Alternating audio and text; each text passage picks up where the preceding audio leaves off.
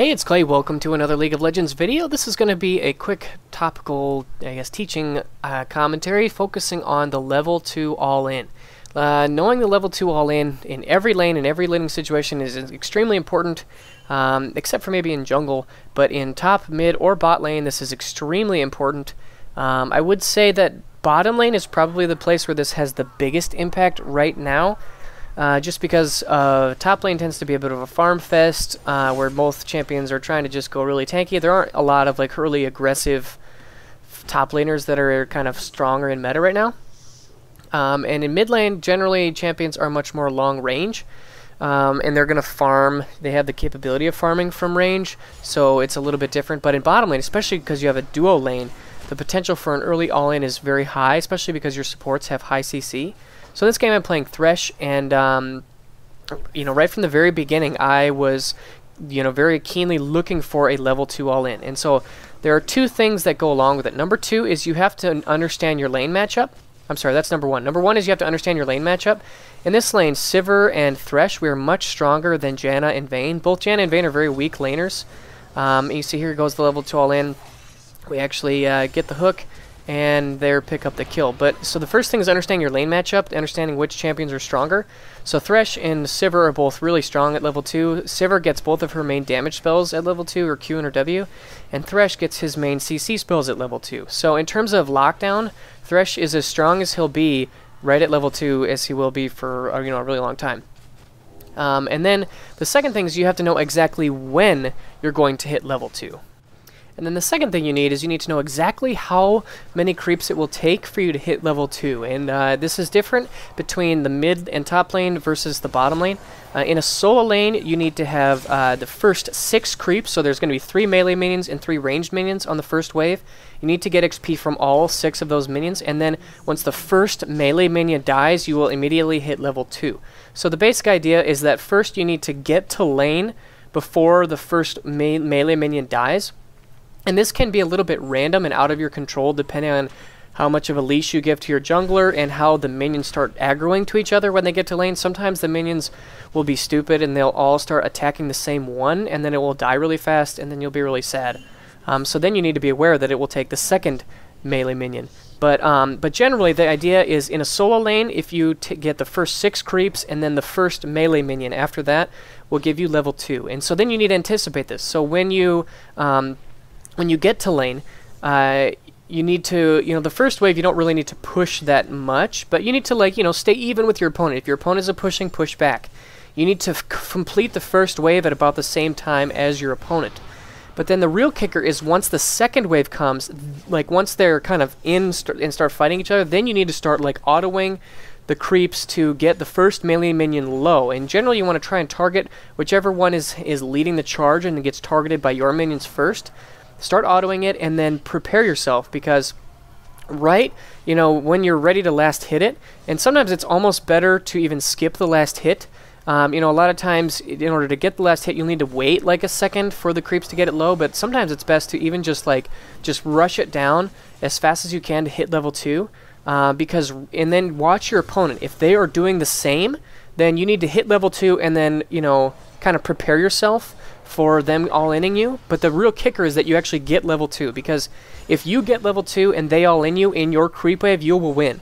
But if you're at level 1 and you get all-in by a level 2, you're going to lose. So you need to understand those dynamics. And so the big kicker is you need to hit level 2.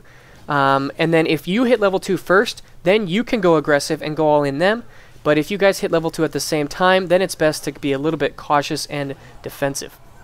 Now, in the bottom lane, when a duo lane, the rules are a little bit different. So let's actually watch this clip again, and we can actually count exactly how many minions it takes, and you can see how I'm preparing myself to get ready for this engagement. Okay, so the general rule of thumb in a duo lane is that you need to have all 6 creeps from the first wave, and then you need to finish 3 melee minions in order to hit both of you to hit level 2, because you're splitting XP. Your ranking up is a little bit slower, and this is because, like I said, you're splitting experience. So you need to be aware that you need to take the whole entire first wave, all 6 minions, and then you need to finish 3 melee minions in order to hit level 2 as a pair.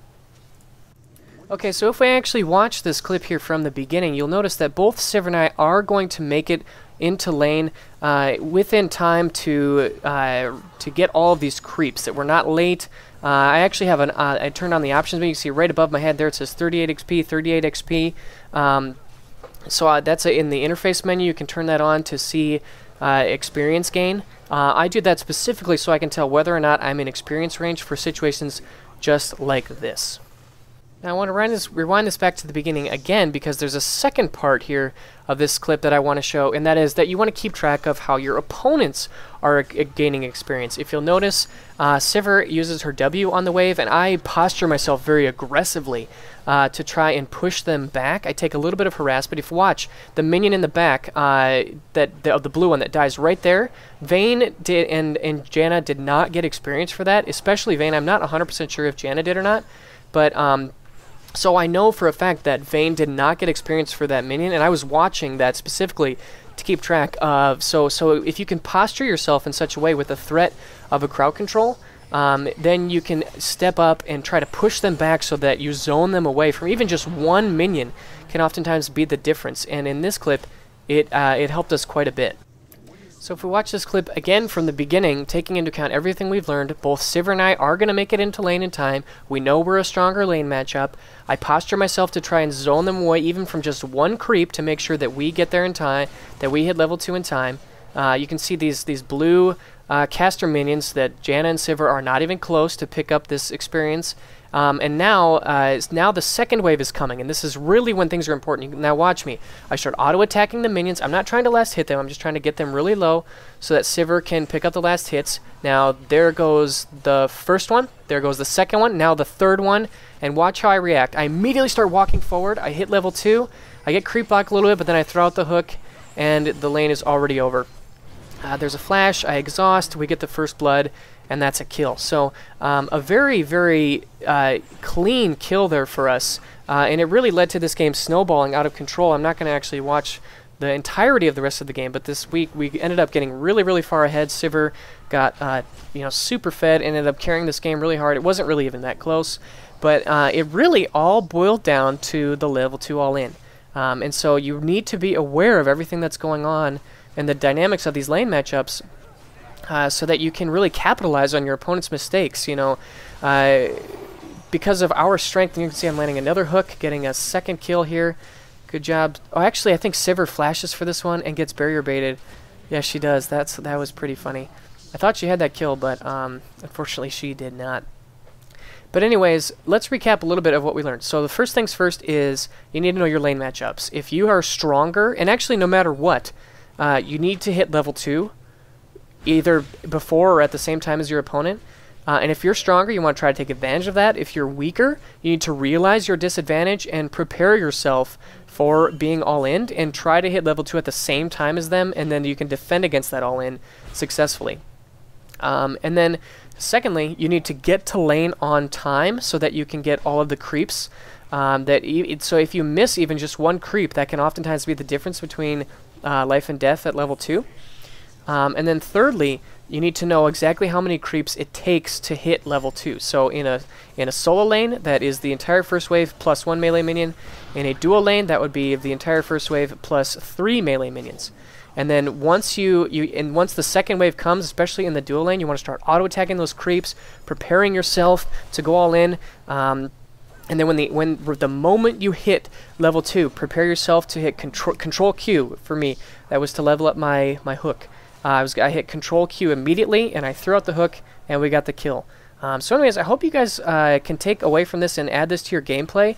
I would highly recommend that you practice this maybe in a normals or even just in a custom match.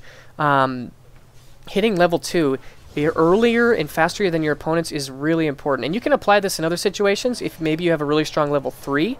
Some champions power up really hard at level 3 instead of level 2.